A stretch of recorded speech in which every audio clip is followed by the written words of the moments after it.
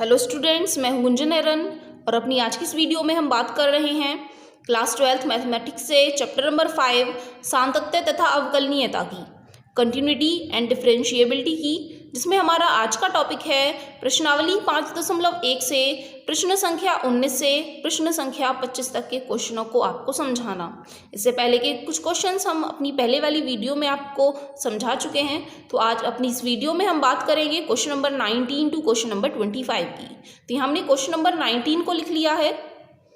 दर्शाइए कि g(x) बराबर x minus महत्तम पूर्णांक फलन x द्वारा परिभाषित फलन समस्त पूर्णांक बिंदुओं पर असतत है, जहाँ महत्तम पूर्णांक फलन उन पूर्णांकों को निरूपित करता है जो x के बराबर या x से कम है। हमें इस फलन को प्रदर्शित करना है कि यह समस्त पूर्णांक बिंदुओं पर असतत होगा। तो यहाँ दो स्थितियाँ हम लेकर के चलेंगे। पहली स्थिति लेकर के चलेंगे जब c का मान कोई हमें पूर्णांक दे रखा है तो वह उन पर असतत होगा, ऐसा हम प्रदर्शित करेंगे। बाकी जो अपूर्णांकीय बिंदु होंगे उन पर हमें नहीं पूछा गया है। अगर पूछा गया होता तो हम दूसरी कंडीशन लेकर के चलते जब दिया गया बिंदु पूर्णांक नहीं है। जैसे कि इससे पहले वाली वीडियो में हमने बात की थी महत्तम पूर्णांक फलन के लिए। वहाँ पूछा गया था महत्तम पूर्णांक फलन को देकर के कि जांच कीजिए दिया गया फलन किन किन बिंदुओं पर सतत है।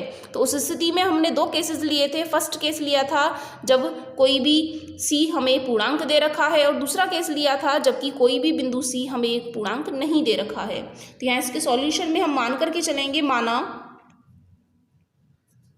c कोई पूर्णांक है,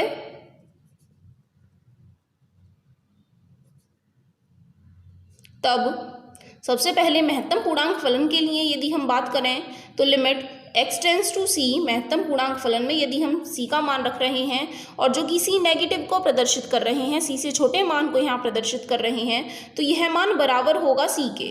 और यह जो c वाला मान है, जो x का मान है, वह c से थोड़े छोटे मान को प्रदर्शित करता है, अर्थात जो भी मान हमने रखा है उससे थोड़ा कम मान यह प्रदर्शित किया जाएगा। जैसे कि हम एग्जाम्पल ले लें, यदि हम x टेंस टू 1 नेगेटिव निकाल रहे हैं तो 1 नेगेटिव के लिए यहाँ जो c का मान होगा वह बराबर होगा 0.99 के आसपास, अर्थात वह मान 1 से थोड़ा सा कम रहा होगा। और इस स्थिति में हम उसका आंसर 0 ही लिख करके बताएंगे, अर्थात जिस बिंदु पर हम उसकी लिमिट निकाल रहे हैं उससे 1 कम लिख करके बताएंगे। तो इसका आंसर हमें c-1 ही मिलेगा। इसके लिए एक रीज़न भी होता है, क्योंकि जितने भी मान हम x के ले रहे हैं c-1 से c के बीच में c से थोड़ा छोटा है और c-1 से थोड़ा बड़ा है, तो सभी के लिए महत्तम पूर्णांक फलन का आंसर हमें c-1 ही मिलता है।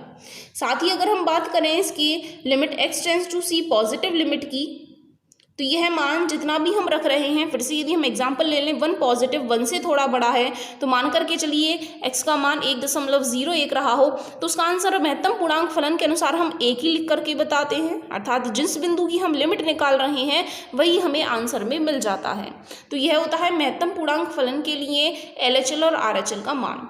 अब हमें जो फलन दे रखा है उसकी बात करें तो gx का मान हमें दे रखा है x माइनस महत्तम पूर्णांक फलन x। इसके लिए पहले लिमिट का मान लेफ्ट हैंड लिमिट सॉल्व करके बताएंगे। Limit x tends to c negative gx बराबर होगा limit x tends to c negative, और gx का मान दे रखा है हमें x माइनस महत्तम पूर्णांक फलन।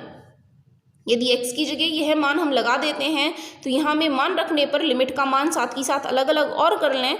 Limit x tends to c negative x माइनस में limit x tends to c negative महत्तम पूर्णांक फलन x बराबर होगा, x की जगह हमें c रख लेना है माइनस, और यहाँ भी हमने कैलकुलेशन करके बताया था limit x tends to c negative महत्तम पूर्णांक फलन के लिए बराबर होता है c-1 के।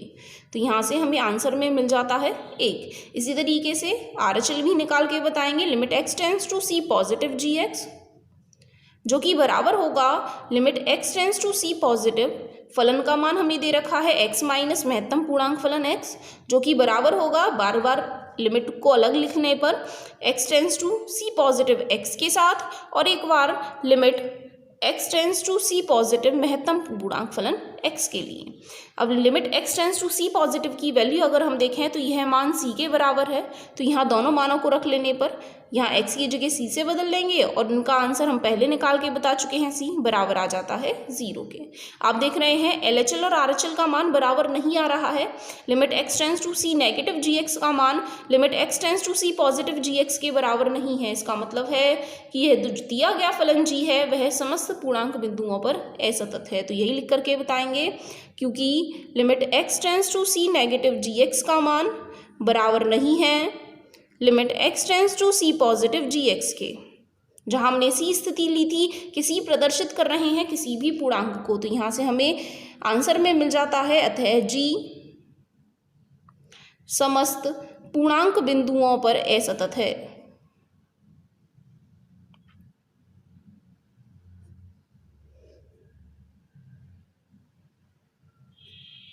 इस तरीके से ये क्वेश्चन हो जाता है कंप्लीट।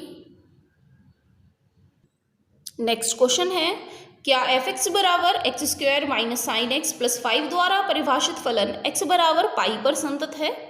साथ ही आप यहाँ देखें, जिस बिंदु पर हमें फलन के लिए सततता की जांच करनी है उसके लेफ्ट और राइट में जाने पर फलन का मान नहीं बदलता है। अर्थात अगर हम x tends to pi negative या पाई पॉजिटिव निकालने की कोशिश करें तो फलन का मान वही बना रहेगा। तो इस केस में हमें LHL और RHL अलग अलग फाइंड आउट करने की जरूरत नहीं है। हम केवल एक बार लिमिट का मान और एक बार फलन का मान इस बिंदु पर ज्ञात करके बताएंगे, और अगर वह बराबर आ जाते हैं तो फलन सतत कहलाएगा। तो सबसे पहले यहाँ हमें f(x) का मान दे रखा है x square minus sine x plus में 5। तो यदि x बराबर पाई पर हम लिमिट का मान कैलकुलेट कर रहे हैं, limit x tends to pi f(x) बराबर होगा limit x tends to pi और फलन की जगह फलन का मान लिख लेने पर x square minus sine x plus में 5, जो कि बराबर होगा। अब x की जगह हमें पाई लगा लेना है, तो पाई रख लेने पर माइनस में साइन पाई प्लस में 5, जो कि बराबर होगा पाई स्क्वायर माइनस पाई का मतलब होता है 180 और साइन 180 का मान होता है 0। तो यहाँ से हल करके हमें आंसर में मिल जाता है पाई स्क्वायर प्लस 5। इसी तरीके से f पाई का मान भी हम निकाल लें तो फिर से हमें जहाँ जहाँ x आ रहे हैं वहाँ पाई ही रखना होगा और आंसर हमें फिर से सॉल्व करने पर यही मिलने वाला है। तो आप देखेंगे यहाँ दोनों ही केसेस में, चाहे हम लिमिट का मान निकाल रहे हों चाहे फिर फलन का मान निकाल रहे हों, दोनों आपस में बराबर आ रहे हैं। अतः फलन f x बराबर पाई पर संतत है। इस तरीके से ये क्वेश्चन भी कंप्लीट हो जाता है। नेक्स्ट क्वेश्चन है, निम्नलिखित फलनों के सातत्य पर विचार कीजिए जिसमें फर्स्ट पार्ट दिया गया है f(x) बराबर sine x plus cos x. तो यहाँ जो हमें फलन दे रखा है उसके सातत्य पर विचार करना है। साथ ही यहाँ अलग से कोई पॉइंट नहीं दे रखा है कि इस पॉइंट पर सततता की जांच करके बताइए। तो जब भी हमें कोई पॉइंट डिफाइन नहीं होता है तो हम उसके डोमेन में उसके सततता की जांच करके बताते हैं। तो यहाँ यदि आप डोमेन की बात करें तो फलन का मान हमें दे रखा है sine x plus cos x. Sine x भी प्रत्येक वास्तविक संख्या के लिए परिभाषित होता है और कॉस एक्स भी प्रत्येक वास्तविक संख्या के लिए परिभाषित होता है। इसीलिए यहाँ डोमेन का जो मान है वह वास्तविक संख्याओं का समुच्चय ही होगा। अब मान करके चलें, माना सी कोई वास्तविक संख्या है, यहाँ माना सी कोई वास्तविक संख्या है,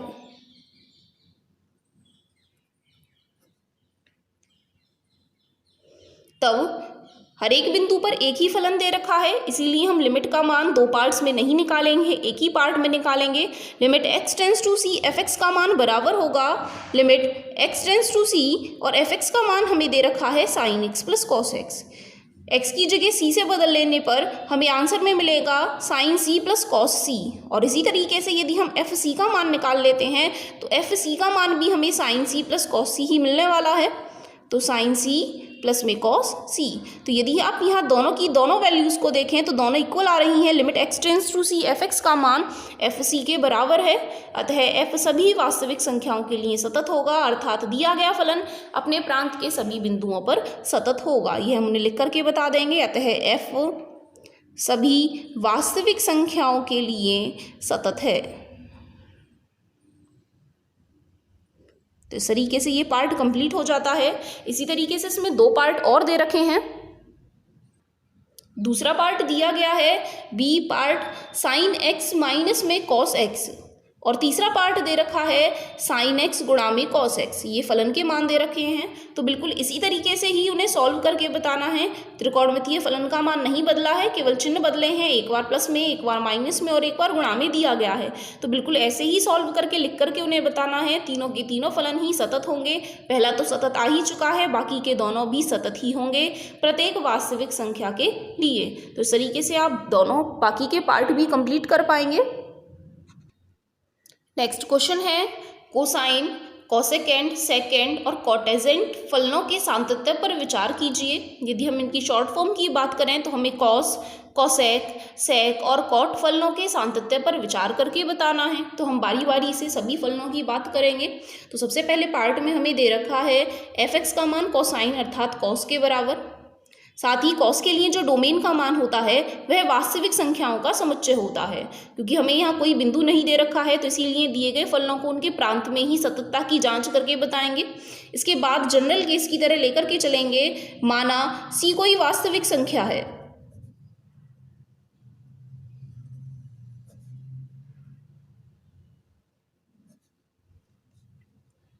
तब limit x tends to c f(x) का मान निकाल करके बताएंगे। तो वह बराबर होगा limit x tends to c cos x। अब यहाँ c का मान कुछ भी हो सकता है क्योंकि यहाँ c वास्तविक संख्याओं में से लिए गए हैं। तो हम यहाँ इन्हें एक cos c प्लस h के फॉर्म में बदल करके हल करके बताएंगे। जो साइन और कॉस फलन होते हैं हम उन्हें x टेंस टू 0 में सॉल्व करके बताते हैं। बाकी सभी फलनों को हम उसी बिंदु पर हल करके बता सकते हैं क्योंकि बाकी सभी फलनों को साइन और कॉस के पदों में व्यक्त किया जा सकता है।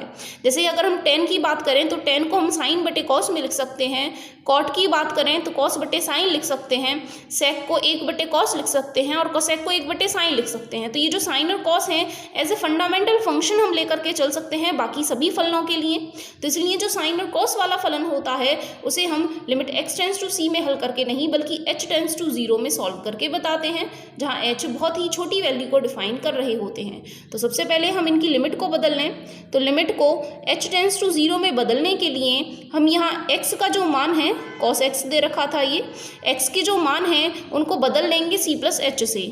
x को c प्लस h से बदल लेने पर जैसे ही हम x की जगह यहाँ c प्लस h रखेंगे तो c से c कैंसिल हो जाएगा और h टेंस टू 0 हमें मिल जाएगा।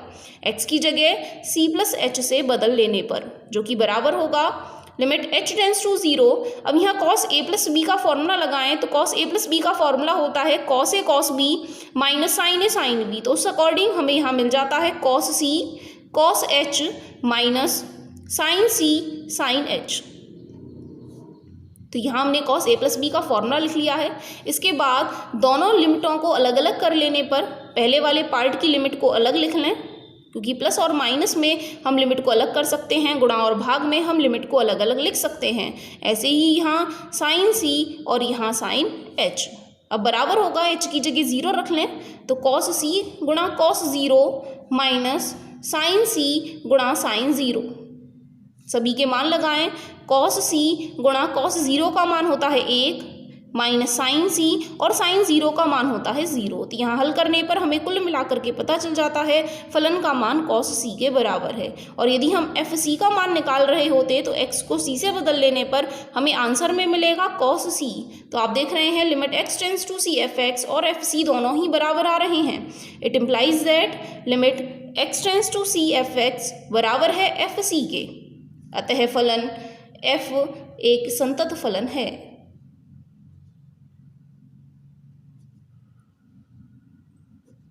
इसी तरीके से आप f(x) बराबर साइन x के सततता की भी विचार कर सकते हैं। ये यहाँ नहीं दे रखा है लेकिन साइन x को भी आप इसी तरीके से बिल्कुल सॉल्व करके बता सकते हैं। साइन x भी एक सतत फलन ही आपको प्राप्त होने वाला है। तो साइन और कॉस को आप इस मेथड से करेंगे।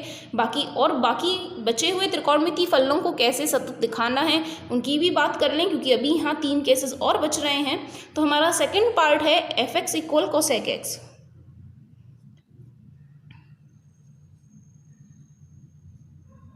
तो यदि हमें f(x) बराबर cos x दे रखा है तो हम इसे बदल सकते हैं फंडामेंटल फंक्शन साइन एक्स के पदों में 1/sin x। अब यदि हम डोमेन की बात करें तो डोमेन का मान वे सभी वास्तविक संख्याएं होंगी जहां साइन x का मान 0 के बराबर ना हो। तो हम वास्तविक संख्याओं के समुच्चय में से x के उन मानों को हटा देंगे जहां साइन x अर्थात डिनोमिनेटर का मान 0 के बराबर आ रहा हो। तो r माइनस, अब यदि आप यहाँ थोड़ा क्लास 11th को रिवाइज करने की कोशिश करें तो साइन x का मान यदि 0 के बराबर है तो x का मान n पाई के बराबर हमें प्राप्त होता है, जहाँ n का मान कोई भी पूर्णांक से प्रदर्शित किया जा रहा हो, n बिलोंग कर रहा हो इंटीजर से। तो यहाँ हमें डोमेन का मान पता चल जाता है फलन के।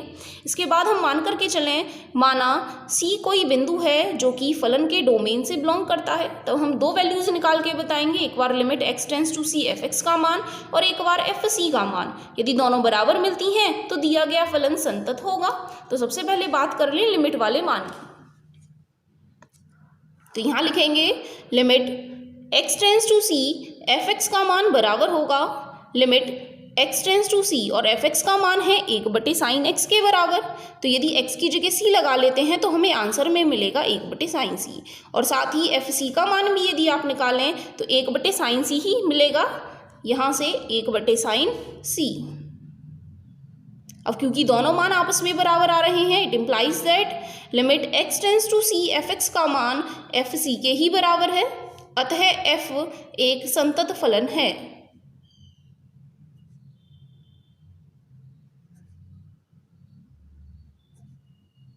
इस तरीके से हमारा सेकंड पार्ट कंप्लीट हो जाएगा। इसी तरीके से थर्ड पार्ट हमें सॉल्व करना है जब f(x) का मान हमें सेकंड अर्थात sec x के बराबर दे रखा है, f(x) इक्वल sec x। फिर से हम इन्हें फंडामेंटल फंक्शन sin x और cos x की टर्म में रिप्रेजेंट करने की कोशिश करें तो sec x का फॉर्मूला होता है 1/cos x। यदि इनके डोमेन की बात करें तो वह सभी वास्तविक संख्या लेनी है जहां पर cos x का मान 0 के बराबर नहीं है। तो r में से उन बिंदुओं को हम यहाँ हटा देंगे जिन बिंदुओं पर cos x का मान 0 के बराबर है, जो कि बराबर होगा r माइनस, और यदि आप देखें cos x का मान यदि 0 के बराबर है तो x का मान बराबर होता है 2n + 1 पाई/2 के, जहाँ n बिलोंग करते हैं इंटीजर वैल्यू से। फिर से वही तरीका जैसे हमने सेकंड पार्ट सॉल्व किया, माना c कोई बिंदु है जो कि इनके डोमेन से बिलोंग करता है, तब limit x tends to c f(x) का मान बराबर होगा limit x tends to c 1/cos x के। x की जगह c रख लेने पर हमें आंसर में मिलेगा 1/cos c। और इसी तरीके से यदि हम fc भी निकाल रहे होते तो 1/cos c ही हमें मिलने वाला है, अर्थात ये मान fc के बराबर है। अब चूंकि दोनों मान आपस में बराबर आ गए हैं अतः f एक संतत फलन है।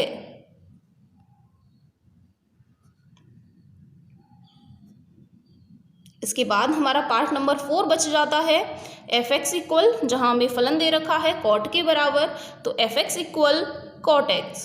फिर से यदि हम इसे साइन और कॉस की टर्म्स में रिप्रेजेंट कर लेते हैं तो cot x को हम लिख सकते हैं cos x/sin x। इसके बाद यदि इनके डोमेन की बात करें तो डोमेन का मान बराबर होगा वे सभी वास्तविक संख्याएं जहां sin x का मान 0 के बराबर नहीं है, अर्थात वास्तविक संख्याओं के समुच्चय में से हमें वह मान निकाल लेने हैं जहां पर डिनोमिनेटर अर्थात sin x का मान 0 के बराबर आपको मिलने वाला हो, जो कि बराबर होगा r माइनस। अब sin x का मान यदि 0 के बराबर है तो जैसे हमने सेकंड पार्ट में पढ़ा था x का मान n पाई होता है, तो यहाँ पर भी हम वही लिखेंगे, x का मान n पाई जब है तब उन वाले x वाले मानों को हमें नहीं लेना है, तो हमें यहाँ डोमेन का मान मिल जाता है r माइनस, और x के वह मान जहाँ पर यह मान n पाई के बराबर है वे सभी मान हमें डोमेन में ले लेने हैं। फिर से एक जनरल केस की तरह इन्हें सॉल्व करेंगे, माना c कोई वास्तविक संख्या है जो कि इनके डोमेन से बिलोंग करती है। तो यह हमने लिख लिया है माना c डोमेन से बिलोंग करता है, तब एक बार निकाल करके बताएंगे limit x tends to c f(x) का मान, जो कि बराबर होगा limit x tends to c और f(x) का मान है cos x/sin x के बराबर। x की जगह c लगा लेने पर आंसर हमें मिलेगा cos c/sin c, जो कि fc के बराबर ही आने वाला है। फिर से दोनों के दोनों मान आपस में बराबर आ गए हैं, अर्थात limit x tends to c f(x) का मान fc के बराबर आ गया है, अतः फलन जो हमें cot दे रखा है वह एक संतत फलन है अपने दिए गए प्रांत में। जो भी इनका प्रांत होता है उन सभी में ही इनकी सततता की जांच की जाती है। साथ ही आप देखें इस क्वेश्चन में हम 4 त्रिकोणमितीय फलनों को सतत दिखा चुके हैं, बाकी के 2 फलन और बच जाते हैं। एक बच जाता है साइन और दूसरा बच जाता है टेन। इन्हें भी बिल्कुल आप इसी मेथड से कर सकते हैं। साइन को करेंगे कॉस वाले मेथड से और टेन को बाकी जो हमने 3 पार्ट किए हैं उस मेथड से आप सतत दिखा करके बता सकते हैं। तो इस तरीके से सभी त्रिकोणमितीय फलन सतत होते हैं अपने ही प्रांत में। तो यह क्वेश्चन भी कंप्लीट हो जाता है। नेक्स्ट क्वेश्चन है f के सभी असांतत्यता के बिंदुओं को ज्ञात कीजिए जहां f(x) का मान sin x बटे x के बराबर है यदि x का मान 0 से छोटा है, और यह फलन x + 1 के बराबर है यदि x का मान 0 से बड़ा या उसके बराबर है। तो यहाँ हमने फलन को फिर से लिख लिया है। यदि इनके डोमेन की बात करें तो यहाँ बटे में केवल यहाँ x मान आ रहा है, यहाँ तो बटे में कोई नहीं है, तो इस फलन के लिए तो यह सभी बिंदुओं पर परिभाषित है। साथ ही यह मान जब x का मान 0 होगा तो परिभाषित नहीं होगा। तो साथ ही आप यहाँ रेंज भी देखें तो यहाँ 0 सम्मिलित भी नहीं किया गया है, अर्थात x का मान 0 होगा तो हमें यह फलन इस्तेमाल करना भी नहीं है। तो इसलिए x जब 0 के बराबर है ही नहीं इस फलन के अंतर्गत, तो फिर से यह सभी बिंदुओं पर परिभाषित होने वाला है। यदि हमें यह दे रखा होता f(x) बराबर sin x बटे x सभी बिंदुओं के लिए, तो फिर हम डोमेन में से x बराबर 0 को निकाल लेते। लेकिन यहाँ हमें दिया है जब x का मान 0 से छोटा है तब यह फलन लेना है। तो 0 से छोटे सभी मानों के लिए तो यह परिभाषित ही होगा, और यह तो सभी मानों के लिए फिर से परिभाषित ही है अपनी रेंज में। तो इसलिए यहाँ डोमेन का मान लिख करके चलेंगे r। उसके बाद मान करके चलें माना c कोई वास्तविक संख्या है, अर्थात c बिलोंग करती है r से, तब यहाँ क्या क्या केस बन सकते हैं। तो c का मान हम फर्स्ट केस में ले सकते हैं, c का मान 0 से छोटा है, या c का मान 0 के बराबर है, या c का मान 0 से बड़ा है। तो हम यहाँ 3 केसेस उन्हें सॉल्व करके बताएंगे और प्रत्येक केस में चेक करेंगे कि वह सतत है या नहीं है। तो केस फर्स्ट पहले ले लेते हैं। यदि c का मान 0 से छोटा है, यदि आप देखें जब c का मान 0 से छोटा है तो केवल एक ही फलन दे रखा है, इसीलिए हमें लिमिट को 2 पार्ट में निकालने की जरूरत नहीं है। केवल हम निकाल करके बताएंगे limit x tends to c f(x) का मान, जो कि बराबर होगा limit x tends to c sin x बटे x के, जो कि बराबर होगा x की जगह c से बदल लेने पर sin c बटे sin c के, और f c का मान भी हमें मिलने वाला है sin c बटे c। अब क्योंकि दोनों मान आपस में बराबर हैं, limit x tends to c f(x) का मान f c के बराबर आ रहा है, अतः फलन इस दिए गए केस में संतत है। अतः f c < 0 के लिए संतत है। तो ये फर्स्ट केस कंप्लीट हो जाता है। इसके बाद सेकंड केस पढ़ेंगे जब c का मान 0 के बराबर है। तो केस सेकंड, यदि c का मान 0 के बराबर है, तो जब c 0 के बराबर है तो LHL के लिए अलग फलन होगा, RHL के लिए अलग फलन होगा और इक्वल 0 के लिए अलग फलन होगा। इसलिए हम लिमिट को भी 2 पार्ट में ही ब्रेक करके निकालेंगे। सबसे पहले LHL का मान बराबर होगा limit x tends to 0 negative f(x), जो कि बराबर होगा limit x tends to 0 negative, और 0 नेगेटिव के लिए जो फलन का मान है वह sin x बटे x के बराबर है। sin x बटे x के बराबर रख लेना है। साथ ही एक फॉर्मूला और होता है limit x tends to 0 sin x बटे x का मान यदि हमें निकालना है तो वह 1 के बराबर होता है। इसके बाद RHL निकाल लें। RHL बराबर होगा limit x tends to 0 positive f(x), जो कि इक्वल होगा limit x tends to 0 positive. अब 0 से बड़े के लिए फलन का मान लेना है x + 1 के बराबर, और x की जगह 0 रख लेने पर हमें आंसर में मिल जाएगा 1। इसके बाद लास्ट में निकालेंगे f0 का मान। तो जब बराबर 0 लेना है तो फलन लेना है x + 1, x की जगह 0 लगा लेने पर फिर से हमें आंसर में मिलने वाला है 1। अब क्योंकि तीनों मान आपस में बराबर आ रहे हैं, limit x tends to 0 negative, limit x tends to 0 positive f(x) और f0 तीनों के तीनों बराबर हैं, अतः fc बराबर 0 पर संतत है।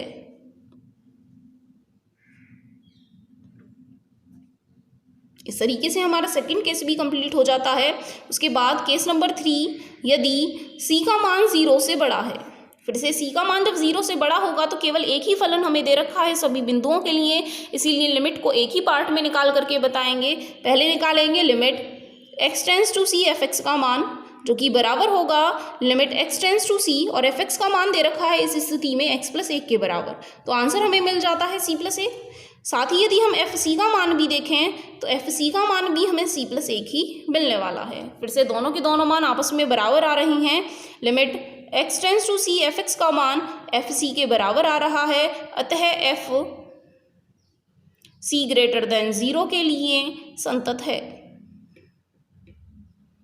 साथ ही यदि हम तीनों केसेस का जनरलाइजेशन करें तो केस फर्स्ट में भी वह प्रत्येक बिंदु के लिए सतत थे, केस सेकंड में भी सतत थे और केस थर्ड में भी सतत है। तो इसीलिए हम लिखेंगे कि f के असांतत्य का कोई भी बिंदु हमें प्राप्त नहीं हुआ है, फलन सभी बिंदुओं पर सतत है। इस प्रकार f के लिए असांतत्यता का कोई बिंदु नहीं है। वह हमें डिसकंटिन्यूटी के पॉइंट ही पूछ रहे थे, हमें ऐसा कोई पॉइंट नहीं मिला है जिसपे दिया गया फलन डिसकंटिन्यूअस हो। तो इस तरीके से ये क्वेश्चन कंप्लीट हो जाता है।